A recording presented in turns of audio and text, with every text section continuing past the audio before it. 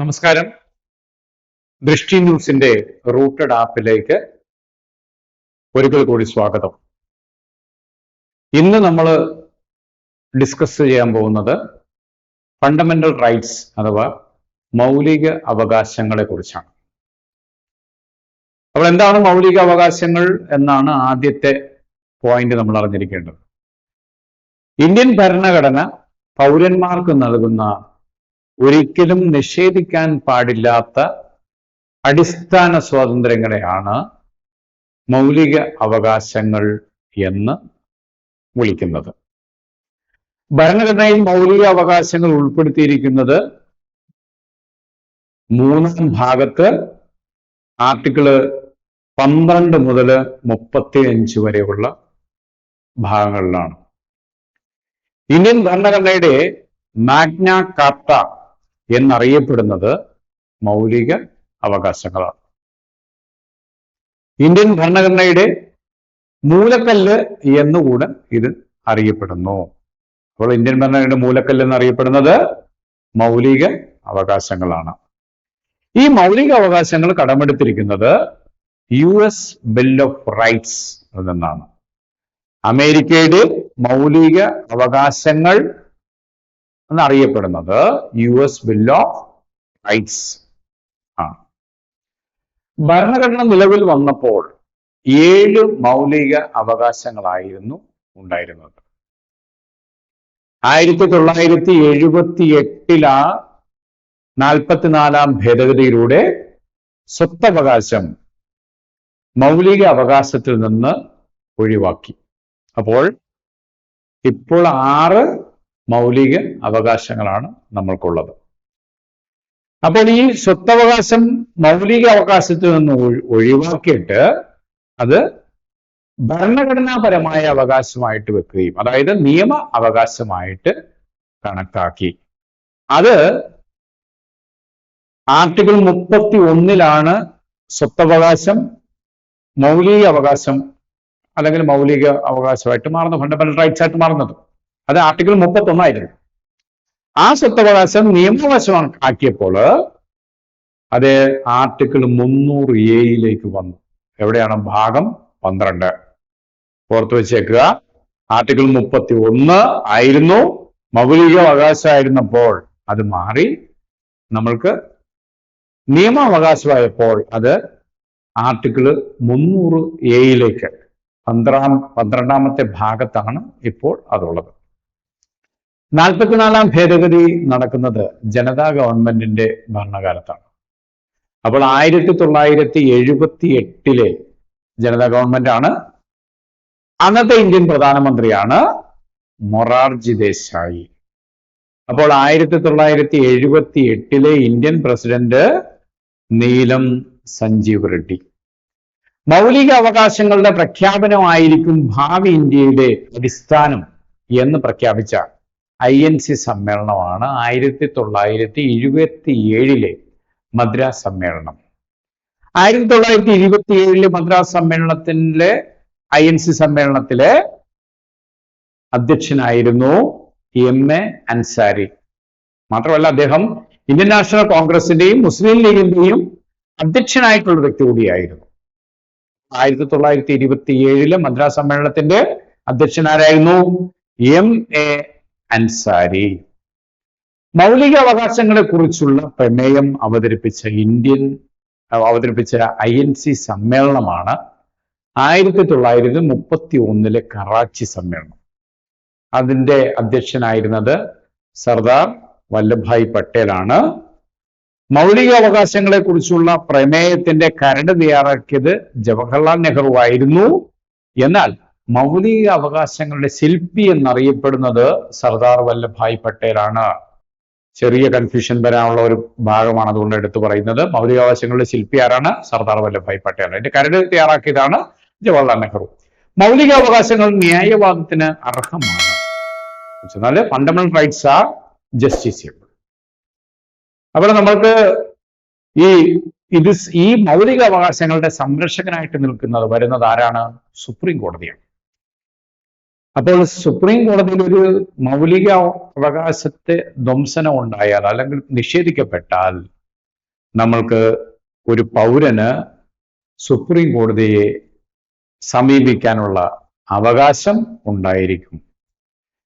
അപ്പൊ നേരിട്ട് സുപ്രീം കോടതിയെ സമീപിക്കാൻ കഴിയുന്നത് എപ്പോഴാണ്? മൗലിക അവകാശങ്ങൾ നിഷേധിക്കപ്പെടുമ്പോൾ മാത്രമാണ്. ഒരു പൗരന്റെ മൗലിക അവകാശങ്ങൾ സംരക്ഷിക്കുന്നതിന് വേണ്ടി കോടതി ഇടുന്ന ഉത്തരവിനെയാണ് നമ്മൾ റിട്ടുകൾ എന്ന് വിളിക്കുന്നത്.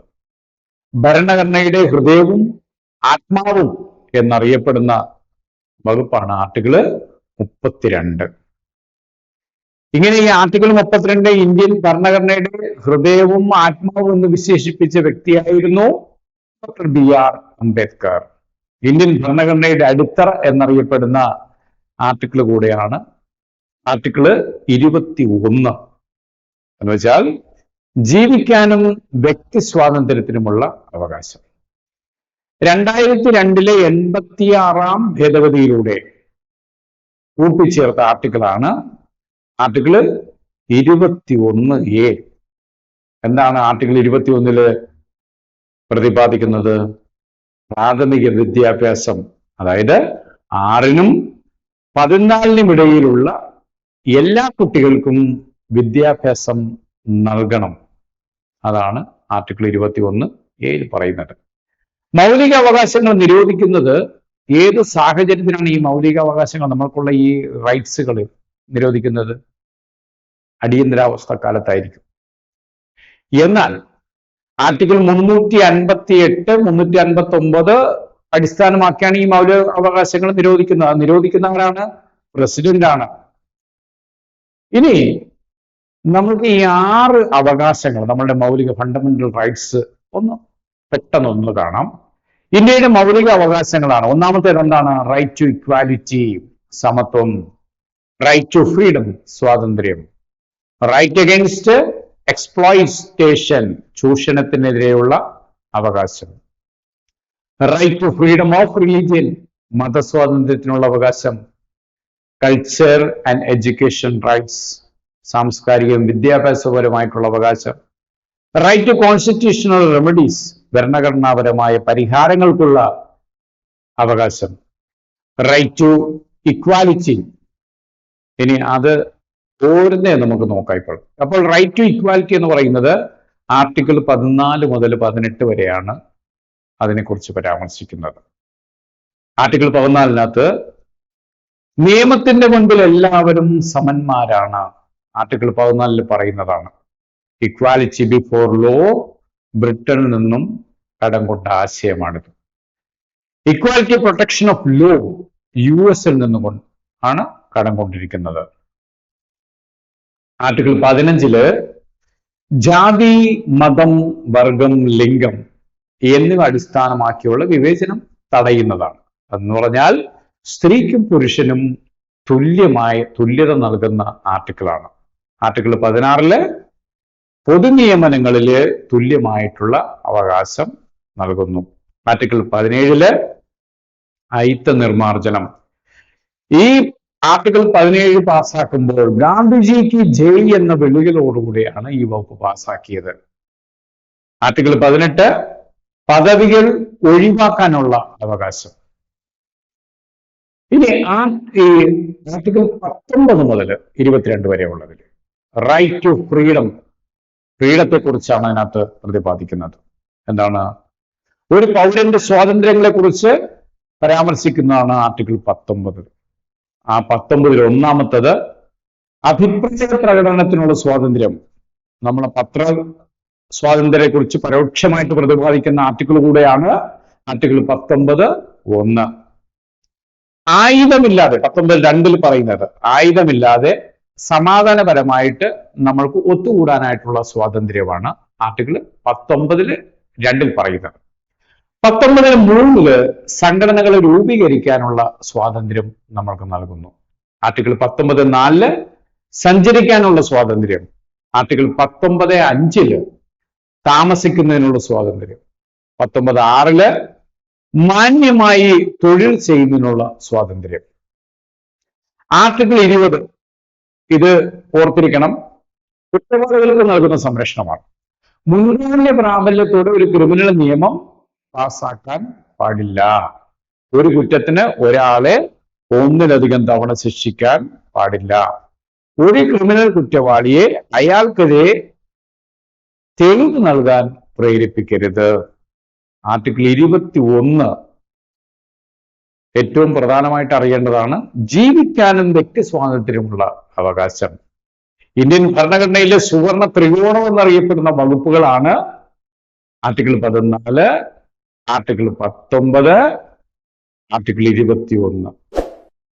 സമത്വം, സ്വാതന്ത്ര്യം, അതൊക്കെല്ലാം നമ്മൾക്ക് കൃത്യമായിട്ട് അതിനെക്കുറിച്ച് പ്രതിപാദിച്ച് പറയുന്ന ഭാഗങ്ങളാണ്. ആർട്ടിക്കിൾ 21 ജീവിക്കാനും വ്യക്തി സ്വാതന്ത്ര്യമുള്ള അവകാശം എന്നും ഇന്ത്യൻ ഭരണഘടനയിൽ സുവർണ ത്രികോണം എന്നറിയപ്പെടുന്ന വകുപ്പുകളാണ്. ആർട്ടിക്കിൾ 14 നിയമത്തിന്റെ മുൻപിൽ എല്ലാവരും സമന്മാരാണ്, ഇക്വാലിറ്റി. ആർട്ടിക്കിൾ 19 പൗരന്റെ സ്വാതന്ത്ര്യങ്ങളെ കുറിച്ച് പ്രതിപാദിക്കുന്നു അല്ലെങ്കിൽ പരാമർശിക്കുന്നു.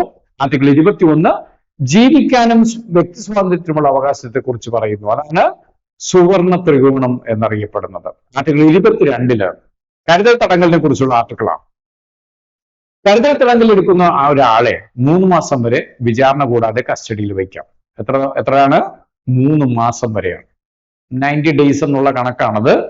കരുതൽ തടങ്കലിൽ എടുക്കുന്ന ആളെ 24 മണിക്കൂറിനുള്ളിൽ മജിസ്ട്രേറ്റിന് മുമ്പാകെ ഹാജരാക്കണം. കരുതൽ തടങ്കലിൽ അറസ്റ്റ് ചെയ്യുന്ന ആദ്യ വ്യക്തി ആരായിരുന്നു? AK ഗോപാലൻ. ആർട്ടിക്കിൾ 23 മനുഷ്യക്കടത്ത്, അടിമത്വം, നിർബന്ധിച്ച് പണിയെടുപ്പിക്കൽ, അതിനെക്കുറിച്ചാണ് പരാമർശിക്കുന്നത്. ആർട്ടിക്കിൾ 24 ബാലവേല.